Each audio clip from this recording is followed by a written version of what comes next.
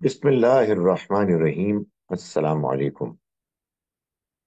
ہم آج سورہ یونس سے اپنے مطالعے کا آغاز کریں گے۔ یہ سورہ مبارکہ قرآن مجید کے سورتوں کے گروپس کی تقسیم میں تیسرے گروپ کی پہلی سورہ ہے۔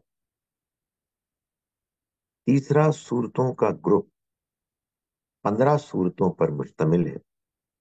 ان 15 میں سے پہلی 14 سورتیں مکے میں اور آخری سورہ نور مدینے میں نازل۔ جیسا کہ میں پہلے گزارش کر چکا کہ قرآن مجید کی اکثر صورتوں کے بارے میں اللہ تعالیٰ نے اس بات کا اہتمام فرمایا کہ وہ آپس میں جوڑا جوڑا 6 صورتیں ہیں کہ جو اس سے مستثنا ہیں، ایکسیپشنز ہیں۔ چنانچہ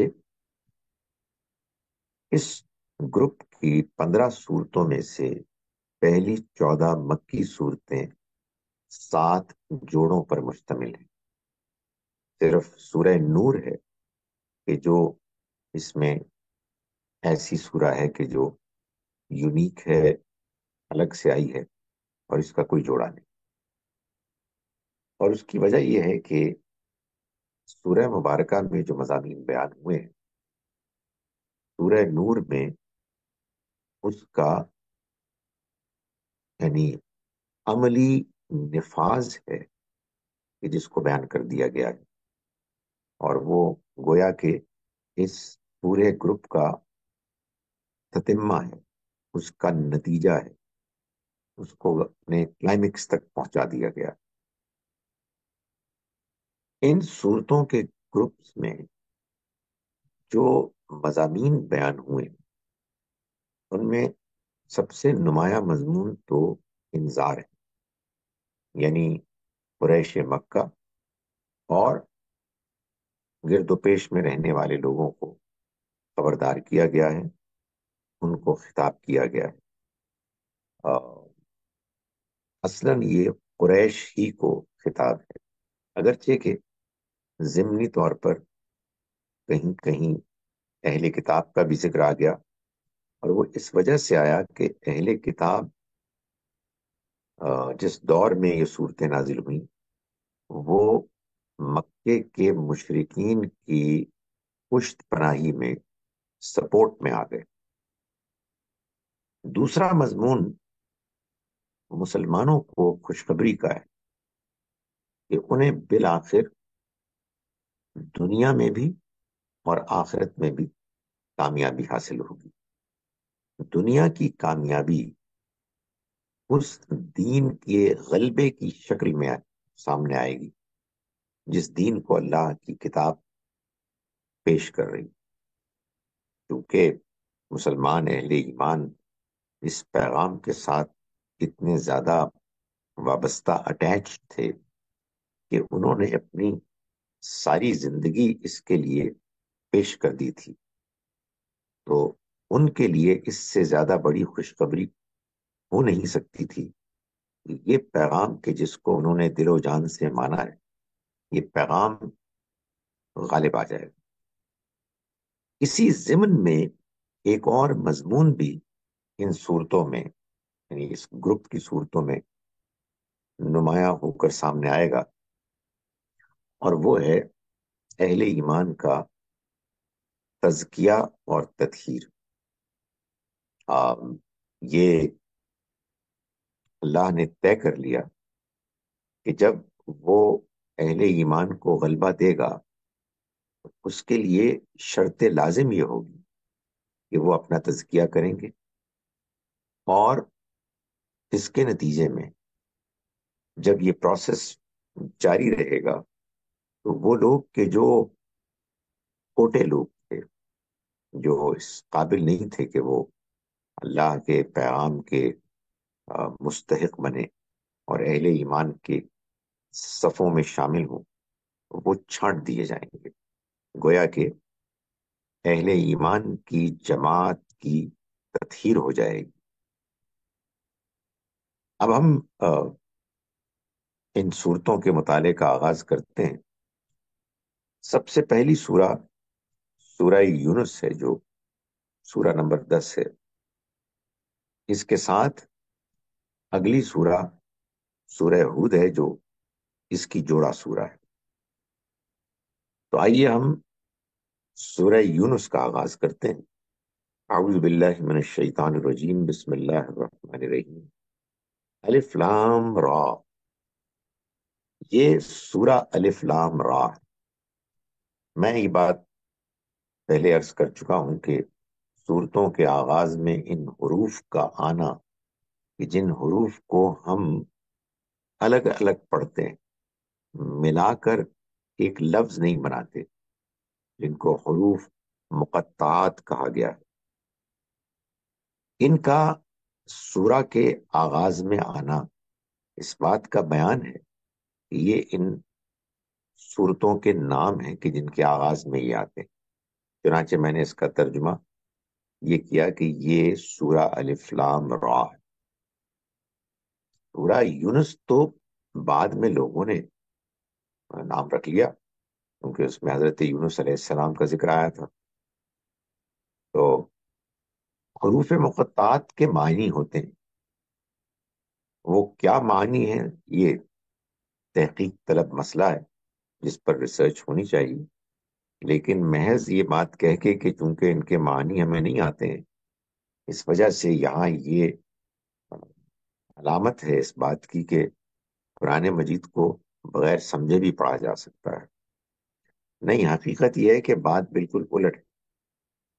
جب کسی ٹیکسٹ کے آغاز میں یا درمیان میں کوئی ایسی چیز بیان ہو جائے جو آپ کی سمجھ میں نہیں آ رہی، اگرچہ کہ بقیہ ٹیکسٹ پوری طرح سمجھ میں آ رہا ہے، تو پھر وہ بیان کہ جو سمجھ میں نہیں آ رہا ہے، وہ تو سب سے زیادہ مستحق ہوگا کہ آپ اس پر غور و فکر کریں.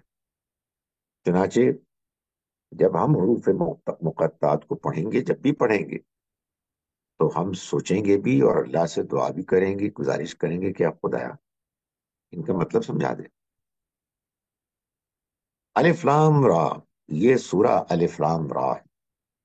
تلکا آیات الکتاب الحکیم، یہ آیات ہیں، یعنی یہ سورہ جس کا نام الف لام را ہے، اس میں جو کچھ بیان ہوا ہے آیات کی شکل میں، یہ آیات الکتاب الحکیم، ایک پر حکمت کتاب کی آیات.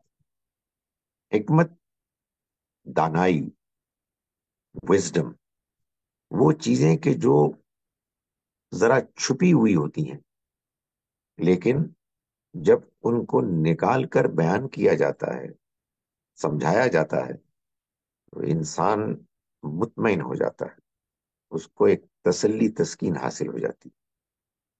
یہی وجہ ہے کہ قرآن مجید نے حکمت کو بیان کیا ایک خاص مفہوم میں، دین کے کنٹینٹس، مشمولات کے بیان میں، اور یہ واضح فرمایا کہ یہ اصل میں دو چیزوں، دو انگریڈینٹس پر مشتمل ہے.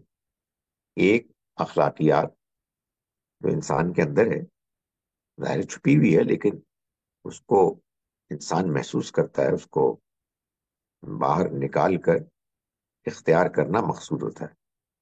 اور دوسرے ایمانیات، جو اگین ان کی بنیادیں ہمارے اندر موجود ہیں، لیکن بہرحال ان کو سمجھنا اور سمجھ کر ایکنالج کرنا یہ مقصود ہے. تو فرمایا کہ یہ کتاب اور حکمت کتاب ہے. اکان للناس عجبا ان اوحینا الی رجل منہم، کیا لوگوں کے لیے یہ بات تعجب کی ہوئی کہ ہم نے وحی کی ایک ایسے شخص پر جو انہی میں سے، انذر الناس، وحی کی اس بات کی کہ تم لوگوں کو خبردار کرو. وبشر الذین آمنوا، اور خوشخبری سناؤ ان لوگوں کو کہ جو ایمان لائے. کیا خوشخبری؟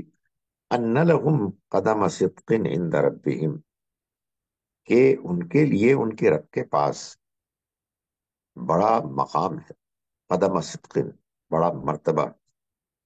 سو گویا کہ بالکل آغاز ہی میں سورہ مبارکہ اور پورے گروپ کے مضامین کو بیان کر دیا کہ خبردار کرنا مقصود ہے اس کتاب کے ذریعے سے، اور دوسری جانب خوشخبری سنانا مقصود ہے. قال الکافرون ان ھذا لساحر مبین، کافروں نے کہا کہ یہ تو ایک جادوگر ہے کھلا کھلا. کافر جادوگر اس لیے کہتے تھے کہ آخر وہ کیا ایکسپلین کرتے اپنے فالوورز کو، جن سے مل کے انہوں نے ایک نظام بنایا ہوا تھا، اور وہ نظام منتشر ہوتا ہوا نظر آ رہا تھا، تتر بتر ہوتا ہوا نظر آ رہا تھا، کہ ایک پیغام ہے کہ جو لوگوں کو متاثر کر رہا تھا، اور لوگ اس کی طرف کھینچے چلے جا رہے تھے. تو اس کو کیسے واضح کریں؟ یعنی ایک واضح کرنے کا ایک طریقہ تو یہ ہے کہ سچائی کے ساتھ مان لیا جائے کہ لوگوں کو سچی بات سمجھ میں آ گئی تھی، اور دوسرا طریقہ یہ ہے کہ آدمی یہ کہے کہ یہ جادو ہے. جیسے جادو نہیں انسان کو متاثر کر لیتا، حالانکہ اس کی کوئی حقیقت نہیں ہوتی، بس ایسے ہی ایک شبہ ہوتا ہے. اسی طرح کی چیز یہ بھی ہے، اس سے زیادہ کچھ بھی نہیں. اس کے بعد آیت نمبر 4 میں اللہ تعالیٰ فرماتے ہیں، جو قرآن کی ایک بڑی اہم دعوت ہے، الیہ مرجعکم جمیعا، اسی کی طرف لوٹنا ہے تم کو، تم سب کے سب کو. وعد اللہ حقا، یہ اللہ کا سچا وعدہ ہے. اور اگر تمہیں کوئی شبہ ہے کہ کیسے ہوگا، تو سوچو، انہ یبدأ الخلق، اسی نے تخلیق کا آغاز کیا، پہلی مرتبہ پیدا کیا. تو میں یعیدو، پھر وہ دوبارہ کر دے گا. اس میں مشکل کیا ہے بھائی؟ یا تو یہ ہے کہ پہلی مرتبہ پیدا نہیں ہوا، کرنے میں زحمت ہوئی، وہ تو پیدا کر کے اس نے دکھا دیا. تو جس نے پہلی مرتبہ پیدا کر دیا، وہ دوبارہ پیدا کرنے میں کیوں زحمت مشکل محسوس کرے گا؟ لیجزی الذین آمنوا وعملوا الصالحات بالقسط، یہ جو وہ دوبارہ اٹھائے گا، اس کی وجہ یہ ہے، اس کا مقصد یہ ہوگا کہ وہ جزا دے، بدلہ دے ان لوگوں کو کہ جو ایمان لائے اور جنہوں نے نیک عمل کیے، بالقسط، عدل کے ساتھ. یعنی وہ جتنا ڈیزرو کرتے ہیں اتنا ان کو اللہ کی طرف سے ریوارڈ، بدلہ ملے. یہ موت کے بعد دوبارہ زندگی کو برپا کرنے کا مقصد ہے. یہ اصل مقصد ہے کہ لوگوں کو انعام ملے، باقی لوگوں کو سزا ملے. یہ انعام کے نتیجے میں لازماً ایک اس کا دوسرا پہلو ہوگا. یہ تو کوئی بات نہ ہوئی کہ دنیا میں انسانوں کو امتحان میں ڈالا گیا، ان انسانوں میں بعض لوگ کامیاب ہوئے، صبر کر کے، قربانی دے کے، اخلاص کے ساتھ، دنیا کی لالچوں سے بچتے ہوئے. اور کچھ دوسرے لوگ تھے کہ جو منمانی کر رہے تھے، خواہشات کے غلام تھے، انانیت کا شکار ہو گئے تھے، لوگوں پر زیادتی کرتے تھے، اور انہیں کچھ بھی نہ ہو. نہیں، یہ ظاہر ہے کہ انصاف کے خلاف ہے. جو جیسا کرے گا اپنی مرضی سے، ویسا ہی اس کا انجام ہوگا. فرمایا کہ والذین کفروا، رہے وہ لوگ کہ جنہوں نے انکار کیا. انکار کرنے کا مطلب یہی ہے کہ جان بوجھ کر انکار کیا، سمجھنے کے باوجود انکار کیا. لہم شراب من حمیم، اور قرآن مجید نے بعض اوقات والذین کفروا کی جگہ والذین استکبروا کو بیان کیا ہے. یعنی الکفروا کو استکبروا سے ریپلیس کر دیا. یہ بتانے کے لیے کہ اصل میں کفر تکبر کی وجہ سے انکار کرنا ہے. آپ کے سامنے حق آ گیا اور آپ نہیں ماننا چاہتے اور آپ نے انکار کر دیا. رہے وہ لوگ کہ جن کو بات ہی سمجھ میں نہیں آئی یا بات ٹھیک طرح سے پہنچی نہیں، ظاہر ہے کہ وہ تو اس بات کے مستحق ہے کہ ان کو سمجھایا جائے. فرمایا کہ ان کے لیے ہوگا جنہوں نے انکار کیا جان بوجھ کے، شراب من حمیم، کھولتا ہوا پانی، وعذاب علیم، اور ایک دردناک عذاب، بما کانوا یکفرون، اس وجہ سے کہ جو انہوں نے کفر کیا. اس کے بعد آئیے آیت نمبر 13 پر. اللہ تعالیٰ فرماتے ہیں کہ وَلَقَدْ أَهْلَكْنَا الْقُرُونَ مِنْ قَبْلِكُمْ، دیکھو یہ جو ہم تم کو خبردار کر رہے ہیں اے مکے کے لوگوں، مشرکین، مشرک، شرک کرنے والوں، ہم نے ہلاک کیا قوموں کو من قبلکم، تم سے پہلے بھی، لما ظلموا، جب انہوں نے ظلم کیا. ظلم، ہر ظلم ظلم ہی ہے، یعنی جس کا جو مقام ہے، جو ڈیزرو کرتا ہے ایک خاص چیز، ایک خاص مقام، اس کو اس سے محروم کرنا، یہ ظلم. چنانچہ مظالم میں سب سے بڑا ظلم یہ ہے کہ آپ اللہ کو اس کے مقام سے ہٹا دیں.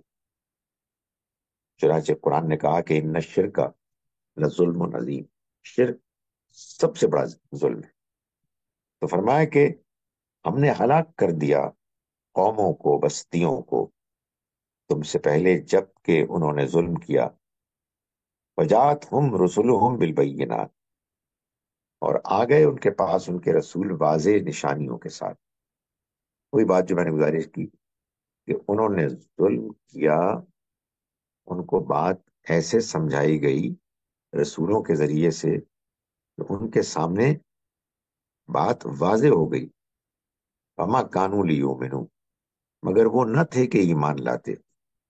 کذالک نجزی القوم المجرمین، اسی طرح سے ہم مجرم لوگوں کو بدلا دیتے ہیں. یعنی اس ساری بات کا مطلب یہ ہے کہ جو لوگ زیادتی کریں گے جانتے بوجھتے ہوئے، وہ سزا پائیں گے. تو تم کو اے مکے کے لوگوں، ہم پچھلی قوموں کی داستانوں کے ذریعے سے یہ سمجھا رہے ہیں کہ تم باز آ جاؤ، ورنہ تمہارا بھی وہی انجام ہوگا.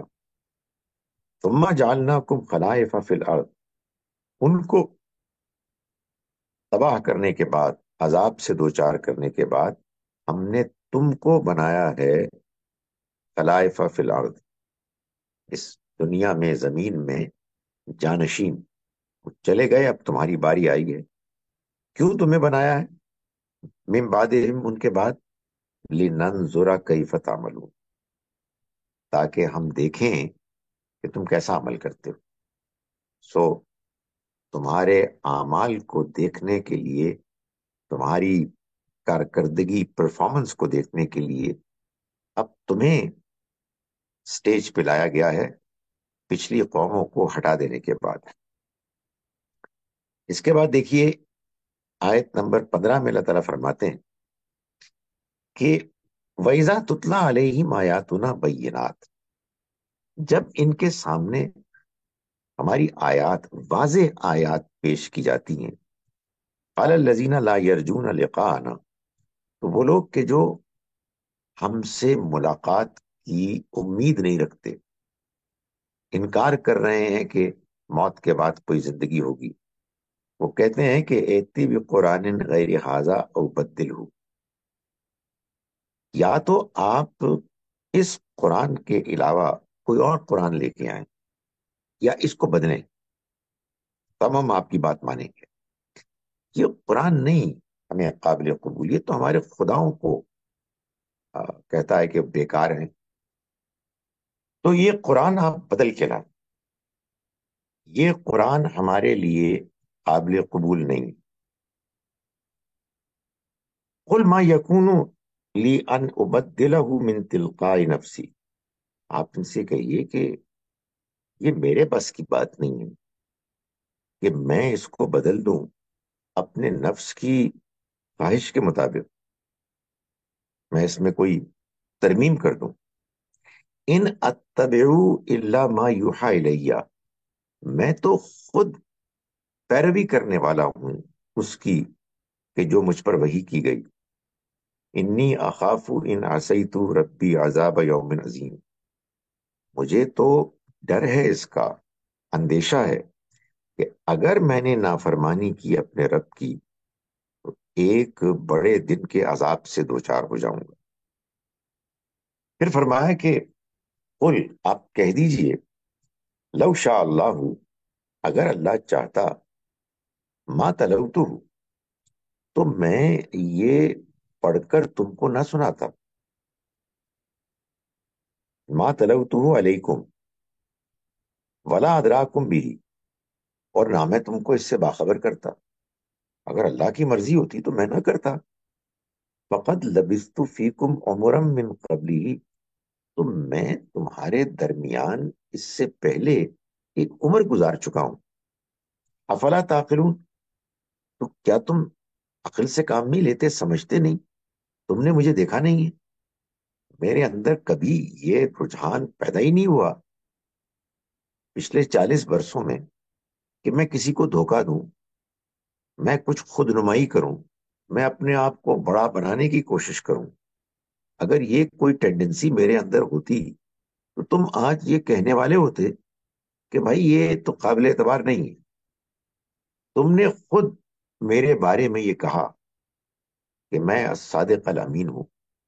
تم نے یہ خود دیکھا کہ ان پچھلے 40 برسوں میں میرا کوئی اس طرح کے کلام کی مانند کسی کلام کو بیان کرنے کا کوئی شوق ہی نہیں تھا، کبھی دلچسپی نہیں ہوئی. میں نے کبھی نہ شاعری کی، نہ اس طرح کی کوئی اور بات کی. تو یہ اچانک میری زبان سے جو کلام سرزد ہو رہا ہے، اس کے بارے میں تم شک کیسے کر سکتے ہو؟ تمہیں تو بات سمجھنے میں کوئی مشکل نہیں پیش آنی چاہیے. اس کے بعد ہم دیکھتے ہیں آیت نمبر 24 میں اللہ تعالیٰ فرماتے ہیں کہ انما مثل الحیات الدنیا کمائن انزلناہ من السماء فاختلط به نبات الارض. یہ دنیا کی زندگی جس کی وجہ سے، جس کی بے انتہا محبت میں پڑ جانے کی وجہ سے تم اللہ کے کلام کو اہمیت نہیں دے رہے اور آخرت کی زندگی کی تیاری کی طرف مائل نہیں ہو. تمہیں معلوم ہونا چاہیے کہ اس دنیا کی زندگی کی مثال تو بس ایسے ہے کہ جیسے بارش ہو جس کو ہم نے آسمان سے برسایا، پھر اس کے نتیجے میں زمین کی نباتات، پودے، فصلیں خوب نکلے. مما یاکل الناس والانعام، جس میں سے انسان بھی کھاتے ہیں اور چوپائے بھی کھاتے ہیں، جانور بھی کھاتے ہیں. یہ سب کچھ ہم نے بندوبست کیا. حتی اذا اخذت الارض زخرفها وزینت وظن اہلها انہم قادرون علیہا، یہاں تک کہ جب صورتحال یہ ہو جاتی ہے کہ زمین اپنا پورا بناؤ سنگھار کر لیتی ہے اور زمین والے یہ گمان کرتے ہیں کہ صورتحال اپنی کنٹرول میں ہے، سب ہمارا ہے. تو کیا ہوتا ہے کہ اتاہا امرنا لیلن او نہارا، اچانک ہمارا فیصلہ آ جاتا ہے دن میں یا رات میں. فجعلناها حصیدا کأن لم تغن بالامس، اور وہ بالکل صفایا کر دیتا ہے. گویا کل کچھ تھا ہی نہیں، یہ صورتحال ہو جاتی ہے۔ فرمایا کہ کذالک نفصل الآیات، اسی طرح سے ہم آیات کی تفصیل کرتے ہیں، نشانیوں کو واضح کرتے ہیں، لقوم یتفکرون، ان لوگوں کے لیے کہ جو غور و فکر کرنے والے، یہ سمجھانے کی کوشش کرتے ہیں کہ دیکھو، دنیا کی زندگی کی بے ثباتی یہ تم کو نہیں سمجھ میں آ رہی، چونکہ تم زندگی گزار رہے ہو اور اس کے کسی حصے میں ہو، اور تم امیجن نہیں کر پا رہے کہ یہ کبھی ختم ہوگی۔ یہ بڑی عجیب سی بات ہے۔ ہم سب جانتے ہیں کہ ہم کو موت آنی ہے، ہم جانتے ہیں کہ ہم سے پہلے بہت سے لوگ جن کو ہم جانتے تھے وہ اپنی پوری زندگی گزار کے گزر گئے، ہمارے ساتھ بھی ہونے والا ہے۔ لیکن عجیب مشکل یہ ہے کہ جب گزار رہے ہوتے ہیں تو خیال یہ ہوتا ہے کہ نہیں، کچھ بھی نہیں ہوگا۔ تو بڑا فائدہ ہوتا ہے انسان کو اس طرح کی کسی حقیقت کو سوچنے سے کہ جو اسی طرح سے اپنی زندگی گزار رہی تھی، لیکن اس کی ڈیوریشن بہت کم تھی، تاکہ ہمیں یہ معلوم ہو کہ یہ جو لائف ہے، یہ چاہے لمبی ہو چاہے چھوٹی ہو، بہرحال ہے ٹیمپرری۔ تو اس کی مثال اگر تم بارش اور اس سے اگنے والی فصلوں کو دیکھ کر لو کہ جو چند دنوں میں تمہارے سامنے اپنے عروج کو پہنچ جاتی ہیں، لوگ خیال کرتے ہیں کہ کمال ہو گیا، اور پھر اچانک کوئی آفت آتی ہے، کوئی ہوا چلتی ہے، کوئی آ، طوفان آتا ہے، وہ سب کچھ صاف کر کے چلا جاتا ہے، ایسے جیسے کہ کچھ تھا ہی نہیں۔ بالکل یہی معاملہ زندگی کا ہے۔ تو اس وجہ سے اس دنیا کی زندگی میں اتنے زیادہ اپنے آپ کو غلطان مت کرو کہ جس کے نتیجے میں تم اس دھوکے میں آ جاؤ کہ بس یہی زندگی ہے، اور اس کی وجہ سے آپ کسی چیز کو کہ جو آپ کو آخرت کے بارے میں خبردار کر رہی ہے کوئی بات، اس میں انوالو ہونے کی ضرورت نہیں۔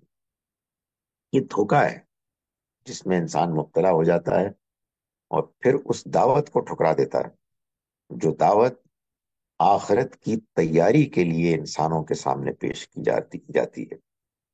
فرمایا آیت نمبر 40 میں کہ وَمِنْهُمْ مَنْ يُؤْمِنُ بِهِ وَمِنْهُمْ مَنْ لَا يُؤْمِنُ بِهِ، اور ان میں سے وہ بھی ہیں کہ جو اس پر ایمان لا رہے ہیں، اس پر ایمان لاتے ہیں، اور وہ بھی ہیں کہ جو اس پر ایمان نہیں لاتے۔ یعنی اگر تو یہ ہوتا نا کہ بات بالکل غلط ہے، تو پھر یہ کیسے ہوا کہ بعض لوگ اس کو مان لیتے ہیں؟ اس لیے کہ جس امتحان میں ہم کو ڈالا گیا ہے وہ امتحان ایسا ہے کہ اس میں اللہ تعالیٰ نے انسان کو اختیار دیا، آزادی دی، اور چھوڑ دیا ہے کہ فیصلہ کریں آپ اپنا۔ اس میں اس نے اس بات کا اہتمام کیا ہے کہ یہ جو ہمارے پاس آزادی ہے، یہ انسان کے پاس موجود ہے اور وہ فیصلے کر رہا ہے، لیکن وہ جانتا ہے کہ صحیح کیا ہے، غلط کیا ہے، اچھا کیا ہے، برا کیا ہے۔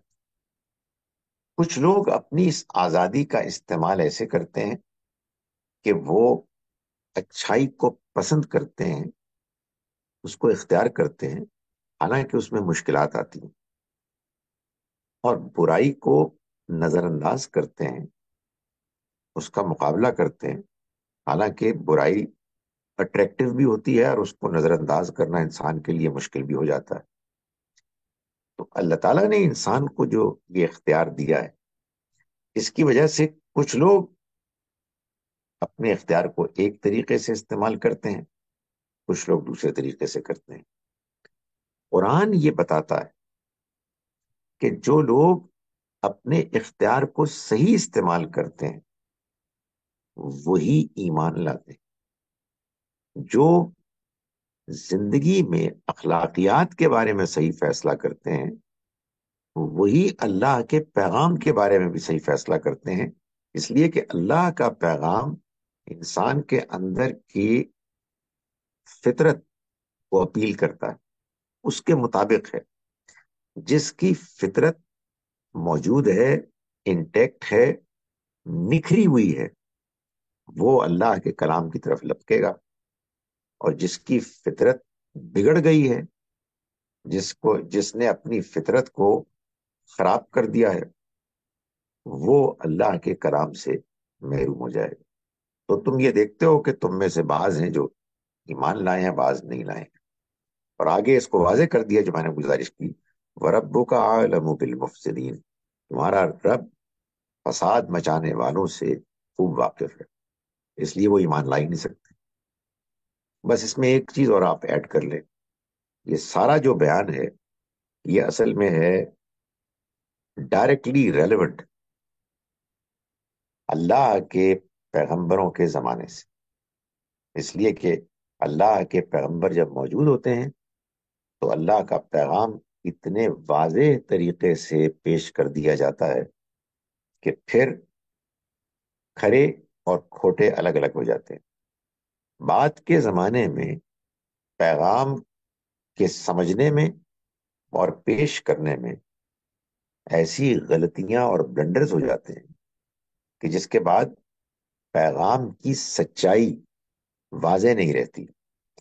اس لیے یہ نظر آتا ہے کہ بعض اوقات بہت اچھے لوگ ایمان لانے سے محروم ہو جاتے ہیں، اور بعض برے لوگ بظاہر ایسا لگتا ہے کہ وہ ایمان لے آئے۔ تو یہ اللہ تعالیٰ کا فیصلہ ہے، اللہ نے ہم سب کو آزادی دی ہے اور چھوڑ دیا ہے کہ ہم جو چاہیں کریں، مگر وہ چاہتا ہے کہ سب لوگ اپنی آزادی کو صحیح طرح سے استعمال کریں، مگر چونکہ آزادی موجود ہے اس وجہ سے کوئی ایمان لاتا ہے، کوئی نہیں لاتا۔ آیت نمبر 47 میں فرمایا وَلِكُلِّ أُمَّةٍ رسول، وہی اہم بات جو قرآن مجید کی ایک بہت غالب تھیم ہے کہ دیکھو ہر امت کے لیے ایک رسول ہے۔ فَإِذَا جَاءَ رَسُولُهُمْ، پھر جب ان کا رسول آ جاتا ہے، یعنی قوم کا، امت کا، قُضِيَ بَيْنَهُمْ بِالْقِسْطِ، تو ان کے درمیان انصاف کے ساتھ فیصلہ کر دیا جاتا ہے، وَهُمْ لَا يُظْلَمُونَ، اور ان پر کوئی ظلم نہیں کیا جاتا۔ تو یہ اصولی طور پر بات بیان کر دی کہ رسول آنے کے بعد یہ معاملہ ہو جاتا ہے۔ چنانچہ اے مکے کے لوگوں، تمہارے ساتھ بھی ہو جائے گا، تم اللہ کی طرف سے اس طے شدہ اصول، سنت، پالیسی میں کوئی ایکسیپشن نہیں ہوگے، اس لیے خبردار ہو جاؤ اور اپنے رویے کو ٹھیک کر لو۔ آیت نمبر 57 میں اللہ تعالیٰ فرماتے ہیں، 57 میں، یا ایھا الناس، سے لوگو، قد جاءتکم موعظۃ من ربکم، تمہارے پاس تمہارے رب کی طرف سے نصیحت آ گئی، یعنی وہ نصیحت کہ جو تمہیں سیدھے راستے کی طرف بلاتی ہے، تمہیں غلط رویوں پر روکتی ہے، ٹوکتی ہے۔ یہ نصیحت ہے تمہارے رب کی طرف سے، وشفاء لما فی الصدور، اور سینوں کی بیماریوں کا علاج، اس کے لیے دوا ہے۔ یہ قرآن مجید نے بعض اوقات صرف شفا کہا ہے اپنے آپ کو، اور بعض اوقات جیسے یہاں اس بات کو واضح بھی کر دیا ہے کہ یہ دوا، یہ شفا کس چیز کی ہے۔ ہمارے ہاں چونکہ لوگ عام طور پر قرآن مجید کو بس سرسری طور پر پڑھتے ہیں، تو وہ پھر ایسے نتائج اخذ کرتے ہیں کہ بھائی جہاں قرآن ہدایت کی کتاب ہے، وہاں قرآن علاج کی کتاب بھی۔ چنانچہ کسی کے سر میں درد ہے، یا کسی کے دل کا مرض ہے، یا کسی کو کینسر ہے، تو سورہ رحمان پڑھ لو، فلاں سورہ پڑھ لو، اس لیے کہ قرآن مجید نے کہا ہے کہ قرآن شفا بھی نہیں، قرآن مجید نے کہا ہے کہ قرآن شفاء لما فی الصدور ہے، یعنی جو سینوں میں اندر انسان کے جو امراض ہیں، جیسے تکبر، نفرت، حسد وغیرہ، قرآن ان کا علاج، باقی جو علاج معالجے ہیں وہ آپ کریں، اپنی جو بھی میڈیکل سائنس میں ترقی ہے اس سے فائدہ اٹھائیں۔ مختلف زمانوں میں مختلف لوگوں نے مختلف علاج کے طریقے اختیار کیے۔ قرآن مجید کے پڑھنے سے بھی اگر کسی کو کوئی فائدہ ہوتا ہے اس میں کوئی رکاوٹ نہیں ہے، لیکن اس کو دین بنا کے پیش نہ کریں۔ قرآن اس لیے نہیں آیا ہے، یہ کوئی قرآن کا ایک اضافی فائدہ ہو سکتا ہے، اس کا انکار نہیں ہے، لیکن اگر فرض کیجئے کہ آپ نے بہت زور لگا دیا کہ جی سورہ رحمان سے کینسر کا علاج ہو جاتا ہے اور کسی کا نہیں ہوا، تو کیا کریں گے؟ تو یہ اللہ تعالیٰ کا دین ہے ہی نہیں، یہ لوگوں کے تجربات ہیں، کسی کو فائدہ ہوتا ہے ضرور فائدہ اٹھائے، اللہ کا شکر ادا کرے۔ لیکن یہاں جو بات واضح کی گئی ہے وہ یہ ہے کہ یہ اللہ کی طرف سے شفا ہے، علاج ہے کن چیزوں کا؟ جو سینوں کے اندر بیماریاں ہیں ان کا علاج، شفاء لما فی الصدور۔ اس کو وہ والا علاج مت سمجھو کہ جو ڈاکٹرز کرتے ہیں۔ فرمایا کہ وَهُدًى وَرَحْمَةٌ لِّلْمُؤْمِنِينَ، اور یہ ہدایت ہے اور رحمت ہے اہل ایمان کے لیے، یعنی ہدایت ہے اس دنیا میں اور رحمت کا ذریعہ بنے گی یہ کتاب آخرت میں۔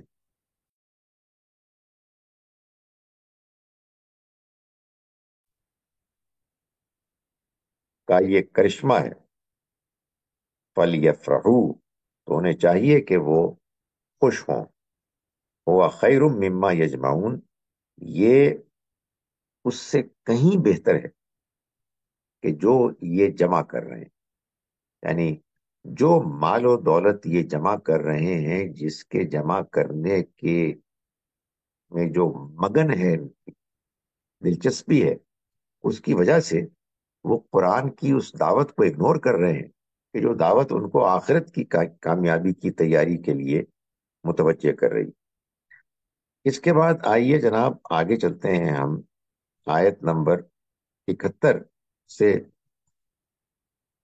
پیغمبروں کی، بعض پیغمبروں کی داستانوں کا ذکر شروع ہوتا ہے۔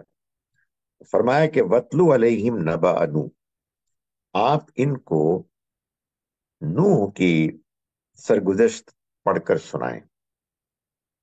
اذ قال لقومہ، جب انہوں نے اپنی قوم کے لوگوں سے کہا، یا قومی ان کان کبر علیکم مقامی و تذکیری بآیات اللہ، اے میری قوم کے لوگوں، اگر تمہیں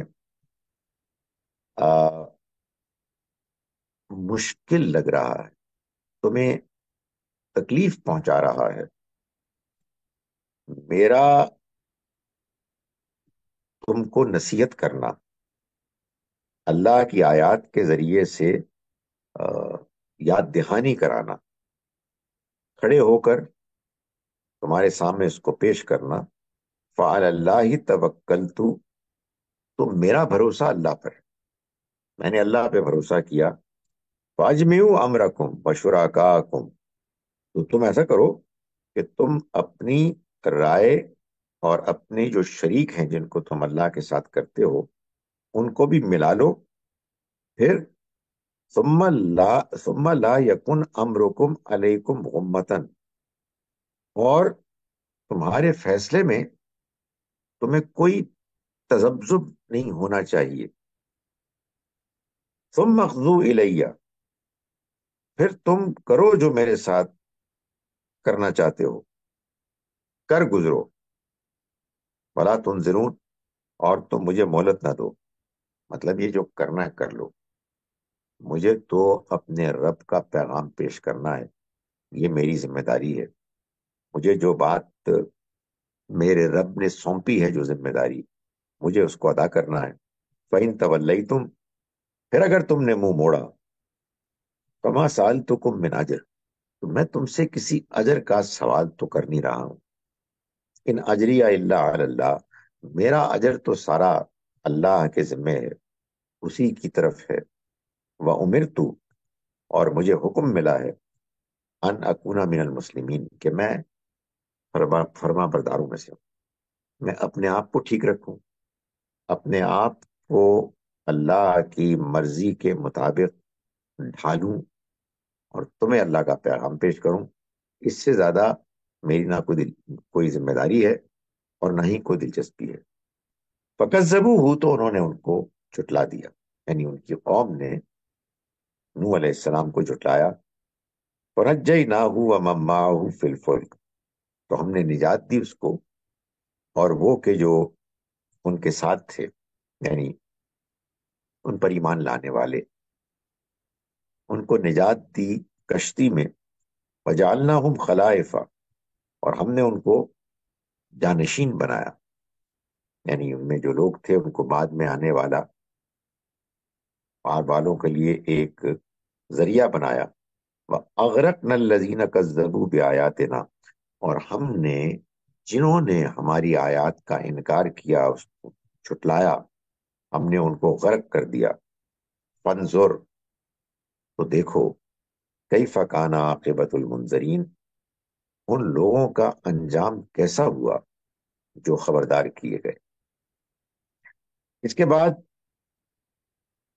اللہ تعالیٰ نے کئی پیغمبروں کا ذکر کیا اور بتایا کہ کیسے ان کے سامنے بھی اللہ کا پیغام آیا، اور پھر اس کے بعد موسیٰ علیہ السلام کی داستان بیان کی۔ موسیٰ علیہ السلام بھی اسی طرح سے جیسے نوح علیہ السلام اپنی قوم کے پاس گئے، موسیٰ علیہ السلام بھی گئے، اور انہوں نے جو وقت کا جابر بادشاہ تھا، یعنی فرعون، اس کے سامنے اللہ کا پیغام پیش کیا، اور جیسا کہ قرآن مجید نے بار بار اس کا بتایا کہ اس نے انکار کیا۔ تو قرآن آیت نمبر 90 میں سورہ یونس کی قرآن ہمیں بتا رہا ہے کہ وجاوزنا بھی بنی اسرائیل البحر، ہم نے بنی اسرائیل کو سمندر پار کرا دیا، یعنی موسیٰ علیہ السلام بنی اسرائیل کو اپنے ساتھ لے گئے، فلسطین کی طرف کا سفر اختیار کیا۔ فرعون کو جب یہ معلوم ہوا، غصے میں آیا، اپنے لشکر کو لے کے ان کے پیچھے گیا، تو بنی اسرائیل کو اللہ تعالیٰ نے سمندر سے پار کرا دیا، راستے کو خشک کر دیا۔ فَأَتْبَعَهُمْ فِرْعَوْنُ وَجُنُودُهُ، تو پیچھا کیا فرعون اور اس کے لشکر نے، بغین و عدوہ، سرکشی اور زیادتی کرتے ہوئے، یعنی ایک اس کے اندر ایگریشن تھا، ایک اللہ کے خلاف ایک باغیانہ انداز تھا۔ یہ وہ اور اس کے لشکر والے ان جذبات کے ساتھ نکلے۔ حتی اذا ادرکہ الغرق، یہاں تک کہ جب وہ ڈوبنے لگا، ڈوبنے کی لپیٹ میں آ گیا، قال آمنت انہ لا الہ الا الذی آمنت بہ بنو اسرائیل، کہ میں ایمان لایا کوئی الہ معبود نہیں سوائے اس کے کہ جس پر بنی اسرائیل ایمان لائے، وانا وانا من المسلمین، اور میں فرما برداروں میں سے ہوں۔ یعنی جب وہ ڈوبنے لگا تو تب اس نے اس کا اظہار کیا۔ آن سے اللہ تعالیٰ نے فرمایا کہ اب وقد عصیتا، جبکہ تو نے نافرمانی کی، قبل اس سے پہلے، وکنت من المفسدین، اور تو فساد مچانے والوں میں سے ہوا۔ قرآن سے معلوم ہوتا ہے کہ اللہ کی ہاں توبہ کا دروازہ کھلا ہے اس وقت تک جب تک کہ موت بالکل سر پہ نہ آ جائے اور انسان کو موت نظر آ جائے۔ تو ظاہر ہے کہ اس اصول کے مطابق فرعون کا یہ ماننا، توبہ کرنا، یہ قابل قبول نہ تھا۔ فرمایا اللہ تعالیٰ نے کہ فل یوم ننجی کا بھی بدنے کا، تو آج ہم تیرے جسم کو بچائیں گے، لتکون لمن خلف کا آیا، تاکہ تو ہو جائے بعد میں آنے والوں کے لیے، اپنے بعد میں آنے والوں کے لیے ایک نشانی۔ یعنی قرآن مجید نے آج سے 1400 سال پہلے سے زیادہ، اس سے بھی زیادہ عرصے سے پہلے یہ بات بتا دی کہ فرعون کی لاش ضائع نہیں ہوئی، اور اس کو اللہ نے بچا لیا۔ اور یہ بات اب ہمارے سامنے قاہرہ کے میوزیم میں اس کی لاش پڑی ہوئی ہے۔ اللہ نے اس کو بیان کر دیا تھا کہ اس کا مقصد یہ ہوگا کہ بعد میں آنے والے لوگ اس کی لاش کو دیکھیں اور اس سے نصیحت حاصل کریں، عبرت حاصل کریں۔ وَإِنَّ كَثِيرًا مِّنَ النَّاسِ عَنْ آيَاتِنَا لَغَافِلُونَ، اور یہ حقیقت ہے کہ لوگوں کی بڑی تعداد ہماری آیات سے غافل ہے، یعنی وہ کوئی اہمیت نہیں دیتے۔ آیت نمبر 100 میں اللہ تعالیٰ نے ایک بڑی اہم بات بیان فرمائی ایمان سے متعلق۔ فرمایا کہ وَمَا كَانَ لِنَفْسٍ أَن تُؤْمِنَ، کسی انسان کے لیے یہ ممکن نہیں ہے کہ وہ ایمان لائے، اللہ بِإِذْنِ اللہ، سوائے اللہ کی مرضی کے، اس کے اذن کے۔ اللہ اجازت دیتا ہے تو انسان ایمان لاتا ہے۔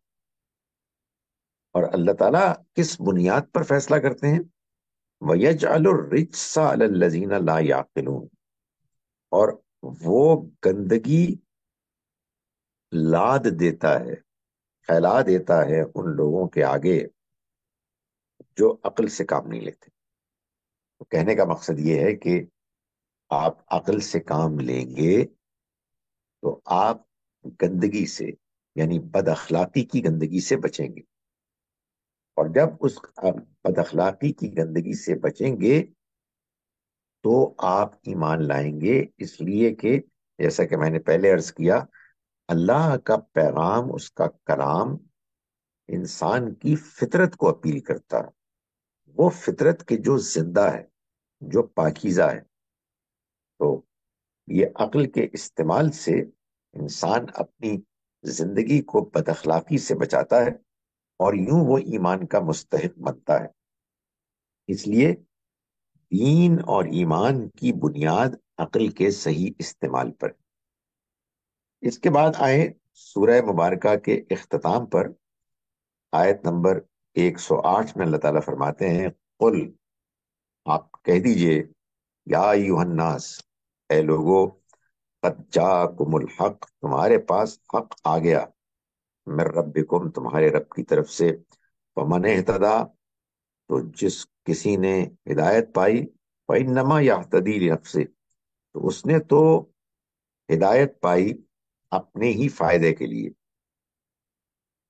ومن ضل، اور جو بھٹکا، فإنما یضل علیہا، تو اس کا وبال تو اسی پر پڑے گا، وما انا علیکم بوکیل، اور میں تمہارا کوئی ذمہ دار نہیں ہوں، یعنی تمہارے ایمان کا کوئی ذمہ دار تو نہیں ہوں۔ واتبع ما یوحی الیک، اور اے پیغمبر آپ پیروی کیجئے اس وحی کی کہ جو آپ پہ کی جا رہی ہے، وصبر، اور آپ صبر کیجئے، ثابت قدم رہیے، حتی یحکم اللہ، یہاں تک کہ اللہ فیصلہ کر دے۔ یعنی مطلب یہ ہے کہ آپ نے اپنا کام کرنا ہے، اللہ کا فیصلہ نافذ ہوگا، اس کا اس کی پکڑ آئے گی، لیکن اپنے وقت پر آئے گی۔ وَهُوَ خیر الحاکمین، اور وہ بہترین فیصلہ کرنے والا ہے، اس کا فیصلہ کبھی غلط نہیں ہوتا۔ اس پر سورہ یونس پوری ہوئی، مکمل ہوئی، اور اس کے بعد اس کی جوڑا سورہ ہے سورہ ہود، اور اس کے جوڑا ہونے کا ایک پہلو تو یہی ہے کہ اس کا آغاز بھی الف لام را سے ہوتا ہے۔ تو الف لام را، یہ سورہ الف لام را ہے، اس پہ میں پہلے ہی گفتگو کر چکا ہوں۔ کتاب احکمت آیاتہ، یہ ایک ایسی کتاب ہے، وہاں تو کہا تھا نا کہ وہ پر حکمت کتاب ہے، یہاں فرمایا کہ یہ وہ کتاب ہے احکمت آیاتہ، جس کی آیات پہلے محکم کی گئیں، ثم فصلت، پھر ان کی تفصیل کی گئی، من لدن حکیم خبیر، اس ذات کی طرف سے کہ جو حکمت والا ہے، جو خبیر ہے، پوری طرح باخبر۔ یعنی قرآن مجید کا جو انداز ہے وہ یہ ہے کہ پہلے بات مختصر ہوتی ہے اور اس کے بعد اس کی تفصیل بیان کی جاتی ہے، تاکہ آپ مختصر بات اپنے اصول میں سمجھیں اور پھر اسی کو ایکسپینڈ کیا جائے، اسی کی وضاحت ہو۔ اس کا فائدہ یہ ہوتا ہے کہ بات دل میں راسخ ہو جاتی، بات سمجھ میں آ جاتی ہے، جب کبھی اس کا سمرائزڈ ورژن حکمت آیاتہ پیش کیا جاتا ہے اور کبھی اس کی تفصیل پیش کی جاتی ہے۔ یہ انداز ہے۔ کیوں ایسا کیا؟ اللہ تعبدو الا اللہ، تاکہ اللہ کے علاوہ کسی کی تم عبادت نہ کرو۔ توحید کو کبھی اختصار اور کبھی تفصیل کے ساتھ بیان کیا۔ مقصد یہ ہے کہ تم اللہ کے سوا کسی کی عبادت نہ کرو۔ اننی لکم منہ نذیر و بشیر، میں تمہارے لیے اس کی طرف سے ایک خبردار کرنے والا اور خوشخبری سنانے والا۔ یہ اس قرآن مجید کا مقصد ہے، اس کے پیغام کا۔ آگے چلیں تو آیت نمبر 8 میں اللہ تعالیٰ فرماتے ہیں کہ وَلَئِنْ أَخَّرْنَا عَنْهُمُ الْعَذَابَ، اگر ہم ان سے عذاب کو کچھ مؤخر کر لیں، یعنی کچھ مدت کے لیے ٹال دیں، اِلَىٰ أُمَّةٍ مَّعْدُودَةٍ، کچھ مدت دیر کے لیے، لَيَقُولُنَّ مَا يَحْبِسُهُ، تو یہ کہیں گے کہ کس چیز نے روک دیا ہے، یعنی اس کا مذاق اڑائیں گے، یہ تو ایسے ہی ہمیں دھوکہ دیا گیا تھا۔ اَلَا يَوْمَ يَأْتِيهِمْ، جان لو کہ جس دن وہ آ جائے گا، لَيْسَ مَصْرُوفًا عَنْهُمْ، تو پھر کوئی چیز اس کو پھیر نہیں سکے گی، وَحَاقَ بِهِمْ مَا كَانُوا بِهِ يَسْتَهْزِئُونَ، اور گھیر لے گیا ان کو وہ چیز جس کا کہ وہ مذاق اڑا رہے تھے، وہ چیز گھیر لے گی۔ اس چیز کا وہ مذاق اڑاتے تھے، اس چیز کا مذاق اڑاتے تھے کہ کہاں ہے پکڑ، کہاں ہے عذاب؟ تو وہ عذاب آ جائے گا اور گھیر لے گا ان کو، لیکن بات یہ ہے کہ اس کے لیے ایک وقت ہے، جس دن وہ آ جائے گا پھر اس کو ٹال نہیں سکیں گے۔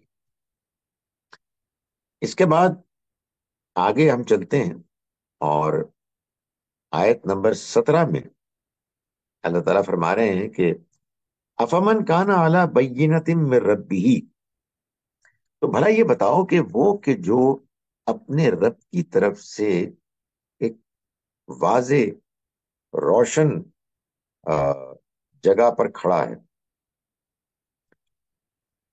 وَيَتْلُوهُ شَاهِدٌ مِّنْهُ، اور پھر اس کے بعد اس کی طرف سے ایک گواہ بھی آ جاتا ہے، یعنی ایک پیغمبر ہے، وہ بالکل واضح جگہ پر ایک پاک صاف فطرت کردار کے ساتھ کھڑے ہیں جو روشن اور نمایاں ہے، اور پھر یہ بھی ہے کہ پیچھے سے یہ گواہی تائید بھی آ گئی کہ واقعی یہ پچھلی کتابوں میں موجود ہے، ان کا ذکر، وہ گواہ آ گیا۔ وَمِن قَبْلِهِ کتاب موسیٰ اماما و رحمہ، جبکہ اس سے پہلے موسیٰ کی کتاب امام رہنما بھی تھی اور رحمت بھی تھی، اس کی وہ حیثیت تھی، اور اب یہ تشریف لے آئے ہیں، ان کو بھی وہ لوگ جو سچے پچھلی کتابوں کے پیروکار ہیں مان رہے ہیں۔ اولئک یؤمنون بھی، وہی لوگ ہیں کہ جو ایمان لا رہے ہیں ان پر بھی۔